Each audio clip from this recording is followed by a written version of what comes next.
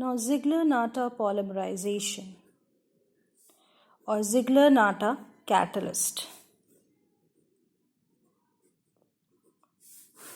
It is a combination of co-catalyst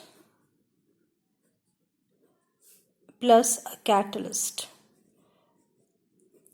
Co-catalyst is organometallic compound. For example, trialkyl aluminum. Whereas catalyst is titanium tetrachloride or titanium trichloride. So catalyst is made up of transition metal and co-catalyst is made up of organometallic compounds. Now normally catalyst जो है rate of reaction को enhance करता है but खुद participate नहीं करता है.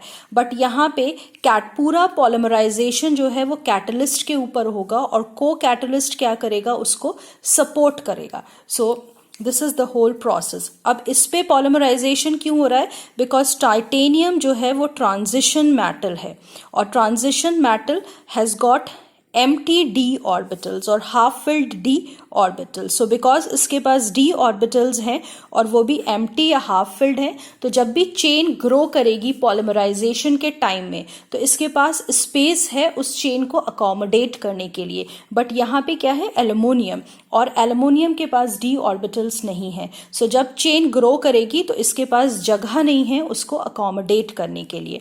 Now the process of formation of Ziegler-Natta catalyst is cocatalyst और कैटलिस्ट को हम डिसॉल्व करते हैं in a heterogeneous solvent and that heterogeneous solvent is example is heptane. So जब इसको हेट्रोजेनस सॉल्वेंट में डिसॉल्व करेंगे तो एक हेट्रोजेनस प्रेसिपिटेट फॉर्म होगा and that precipitate is known as Ziegler-Natta catalyst. Now ये जो precipitate form हो रहा है, जब भी Ziegler-Natta catalyst की presence में polymerization होता है तो वो हमेशा स्टीरियो रेगुलर होता है. स्टीरियो रेगुलर का मतलब, so polymerization whenever it takes place in the presence of Ziegler-Natta catalyst, it is a stereo regular polymerization. Now what is the meaning of stereo regular? A linear polymer is formed plus isotactic polymer is formed. Isotactic का मतलब है functional group जो है एक side में present है of the polymer chain. So this is a general introduction of Ziegler-Natta catalyst. Now Ziegler-Natta catalyst में जब भी पॉलीमराइजेशन होता है तो मैकेनिज्म बहुत सर्टेन नहीं है, but still we have two types of mechanism and the first one is bimetallic. Bimetallic mechanism में हम दो मेटल्स लेते हैं.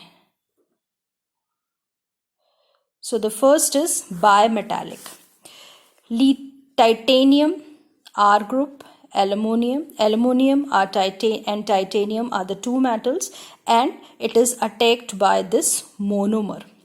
Now ये मोनोमर कभी भी एल्युमिनियम को अटैक नहीं करेगा बिकॉज एल्युमिनियम में d ऑर्बिटल्स नहीं है.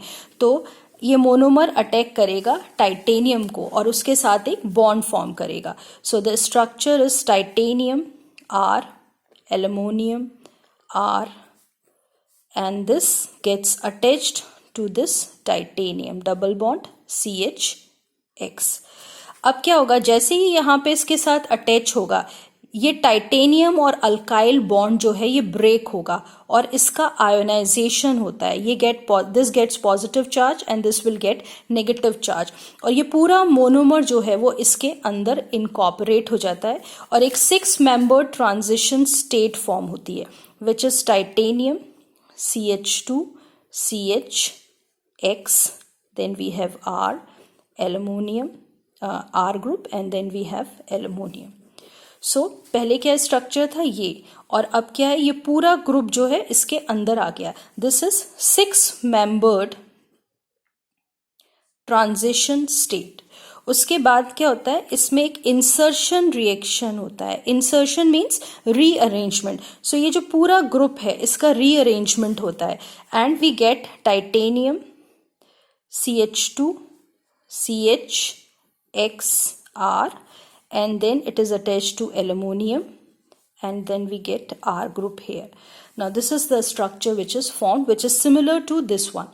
अब क्या होगा, इस टाइटेनियम ये दोबारा से एक और मोनोमर आएगा, इस पे अटैक करेगा, पूरा प्रोसेस होगा और ये चेन जो है सीधे बढ़ती चली जाएगी. This is bimetallic mechanism of Ziegler Natta polymerisation. जो दूसरा है वो है मोनोमेटालिक. अब मोनोमेटालिक में क्या हो रहा है, मोनोमेटालिक मैकेनिज्म. मोनोमेटालिक में एक मेटल ले रहे हैं which is titanium, because aluminium ले नहीं सकते, बिकॉज एल्युमिनियम के पास d ऑर्बिटल नहीं है. And this is pentacoordinate. Pentacoordinate atom है इसमें टाइटेनियम. पेंटाकोऑर्डिनेट कैसे है, 1 2 3 4 और 5, और ये है वेकेंट ऑर्बिटल. ना जब ये when it is attacked by a monomer, तो ये मोनोमर अटैक करेगा इस वेकेंट ऑर्बिटल पे, and we get Cl. This is Cl. 4 Cls are there. This gets attached, CH2 double bond, CH, X and R group. अब इस stage पे क्या होगा, ये R ग्रुप इस कार्बन पे अटैक करेगा और इस R की जगह हो जाएगा vacant orbital. So titanium Cl Cl Cl Cl, यहाँ पे आ गया वेकेंट ऑर्बिटल और R ग्रुप चला गया इसके साथ. This is the condition. अब फिर क्या होगा, इस ग्रुप में फिर रीअरेंजमेंट होगा, इंसर्शन रिएक्शन. ये यहाँ आ जाएगा और ये पूरा ग्रुप यहाँ आ जाएगा. इंसर्शन रिएक्शन क्यों हो रहा है, क्योंकि हमें स्टीरियो रेगुलर पॉलीमराइजेशन कराना है. Stereo regular polymerisation means a linear polymer is formed. ये चारों क्लोरीन हो गए, ये वेकेंट साइट यहाँ से यहाँ आ गया और ये पूरा ग्रुप ये आ गया. This is R group. So this is an insertion reaction.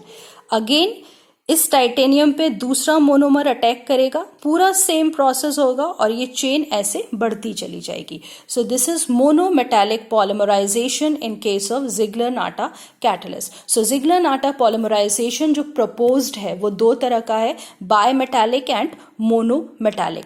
And जब भी पॉलीमराइजेशन जिग्लर-नाटा की प्रेजेंस में होता है, हमेशा लीनियर पॉलीमर फॉर्म होगा और आइसोटैक्टिक पॉलीमर फॉर्म होता है.